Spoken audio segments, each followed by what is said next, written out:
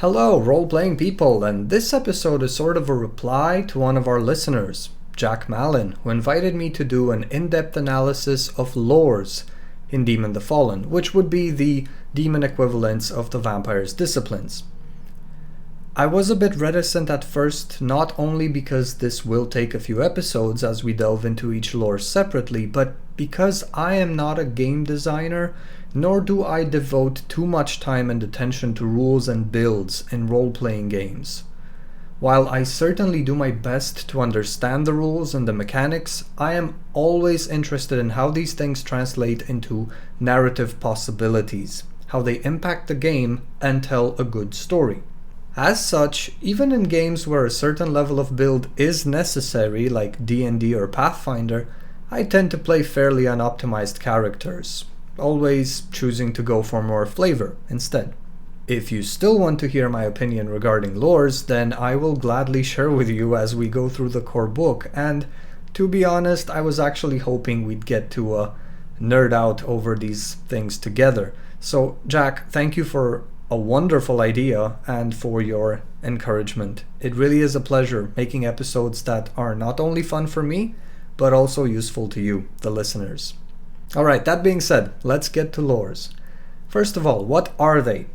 As described in the book, they are each house's collected secrets of the universe, jealously guarded secrets of knowledge and control of the forces that Celestials used in creating and shaping the world. Each house was given dominion over 2 or 3 such secrets. During the Age of Wrath, in the hopes of gaining an advantage over the Loyalists, the rebels began sharing this knowledge with those of other houses, which is why, at least in theory, a character can learn all of them and might remember abilities that aren't of their house. Not only this, but each character was once a master of their primary lore, and by primary we mean the power they used most of those available to them. During the course of a demon game, a character cannot have other lore ratings higher than their primary lore rating, which also dictates their apocalyptic form, by the way, so the character's divine visage. That means, though they might be of the same house, a malefactor of the paths and a malefactor of the earth have different visages, depending on what their main role was in creation. Interestingly enough, though we tend to associate 3 lores with each house, some of them were so essential that they became common lores. According to the Storyteller's Companion, the lore of the Fundament was created by the 3rd house, the malefactors, but it was taught and was available to all of the other houses because understanding this one was such an essential part of how everything was to function further on. On the other hand, some lores were developed later. Since we are on the malefactor example, the lore of the Forge was created during the Age of Wrath, so during the Great Celestial War. It's really interesting to think that until that time, the visage of the Forge simply didn't exist. It came into being as malefactors who developed this new lore also changed on a fundamental level as a result of their work. It changed their very natures and their true names, so naturally their form followed. After the fall and their summon from the pit, the Earthbound themselves developed and discovered new lores, so it is entirely possible that there are other powers out there waiting to be either remembered, discovered, or developed. If lores are so powerful and they are these amazing secrets of the universe, why does each dot offer so little? I've often heard players ask.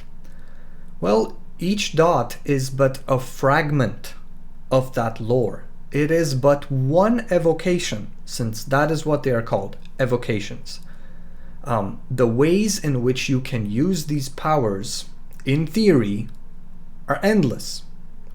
The character only needs to remember how to call upon the desired aspect of a lore and have enough faith to force reality to make that change to itself. It sounds a lot easier than it actually is, since the Fallen's memories are quite hazy and their current faith cannot even compare to the power they had back when it was bestowed upon them by the giver, and they believed in that divine glory with all of their being. So the lores the protagonists are currently using are very, very weak compared to the power they had. What's important to know mechanically is that while the verbal component isn't always necessary, and some evocations can be very discreet, especially the social ones, most of the fallen who have just escaped from the pit will channel their faith through language. They will effectively tell an aspect of reality what changes need to be applied. They will verbally command reality into changing according to their bidding. This is no small feat, since most human languages actually have no words that correspond to these aspects of the secrets of the universe that the demon is calling upon. And that is why such commands need to be made in Enochian, in the language of Celestials, the very language in which reality was conceived and programmed, for lack of a better term. Some people use languages like C++ or Java. Well, demons use their knowledge of lores while writing the code in Enochian. A very crude comparison, no doubt, but that's kind of how it works. When performing evocation, more often than not, the fallen will translate their will and their desire to change reality into a verbal command in Enochian. Some demons actually rely on this heavily, as we can see in the second book of the Demon the Fallen novel trilogy. A fiend named Rabadun cannot save himself from his captors, though he is a master of the lore of portals, because they cut out his tongue, rendering him unable to use his lores or to invoke other fallen to his aid. So the verbal component, even if it's not always required for all evocations, is still very important. This brings us back to the faith component. Everyone who's played Mage knows that reworking reality is a very tricky and difficult thing. It takes tremendous will and belief in oneself and one's own knowledge and ability. This is where faith comes in, as a core component of evocations. Even though the first 2 dots are easier to perform, so much so that even thralls are capable of calling upon them, starting the 3rd dot, most evocations also require the expenditure of a temporary point of faith, as the fallen pull on the strings of creation and rewrite reality simply because they choose to. In truth, because this is the first edition of the game, yes, evocations could have been better and some of them really don't do much, but from the narrative point of view, they are akin to miracles, and they can, if performed with that intention, induce revelation into human observers, as do the apocalyptic forms. Let me just point out again that the game tells the players their characters were masters of their lores, but because the human host is not yet attuned to such displays of power, because their faith is so much less than it used to be, and because the fallen can't quite remember a bit of their past glory, this potential is severely limited. Though the game does encourage XP expenditure to be performed during downtime, as do most of the World of Darkness games, it also allows for that dramatic remembrance of former glory just when the character needs it the most, if the player and the storyteller want to make a scene interesting that way. So at least from my point of view, this is one of the ways in which Demon empowers the players, by allowing the characters to have these bursts of memories that might save them during a rough encounter. But I'll probably have a separate episode on this, because Demon empowers the players in quite a few ways, and I really like that. Something I almost forgot, and I absolutely have to mention, is that each evocation has a Low Torment version and a High Torment version. While repeated use of High Torment evocations does eventually take a toll on the character's virtues and sanity, since they are destructive in nature, they tend to be very powerful. Most of the times, protagonists will use Low Torment evocations, since those don't lead to degeneration of any kind, but the player is always given the option of having their character use the High Torment version, which might have more immediate advantages in certain contexts, for the price of gaining 1 temporary point of torment. Once they acquire 10 of these, they gain a permanent point of torment. So to conclude, lores are each house's secrets of the universe which are evoked in times of need to reshape reality. These evocations are most likely done through an exertion of will, as limited or enhanced by a character's faith, and channeled through a verbal command in Enochian. Each house holds dominion over 3 lores, and 2 of them, the lore of the Fundament and the lore of humanity, are available to any character, regardless of house. So this means the total of lores a player can invest points in at the start of the game is not 3, but 5, which is really great.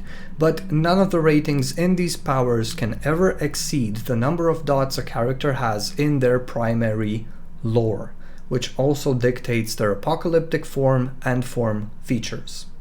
Each evocation has a normal, low torment variant which doesn't hurt the protagonist in any way, and a high torment variant, which, if used, bestows the character a temporary point of torment, thus leading to their gradual degeneration over the course of a chronicle, making accidental uses of high torment evocations more frequent, as the character's permanent torment also goes up. So that is about it. That is the overview of the lores. In following episodes, we will be going lore by lore. But before we end this episode, I do have a quick announcement to make.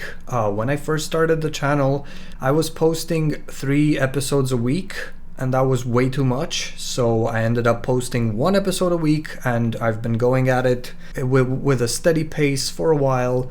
I never really wrote this material in advance, although looking back at it, that might have been the wiser choice.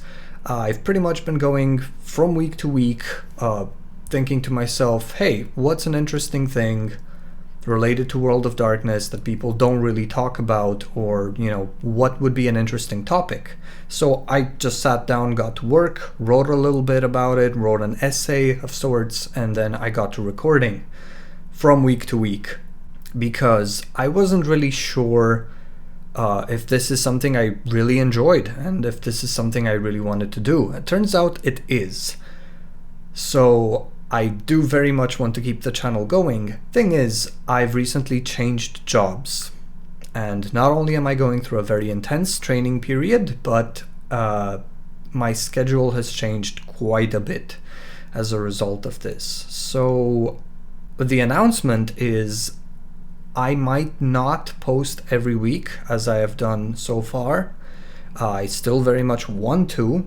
The thing is, I don't want to post these half-baked episodes that I didn't really work on enough.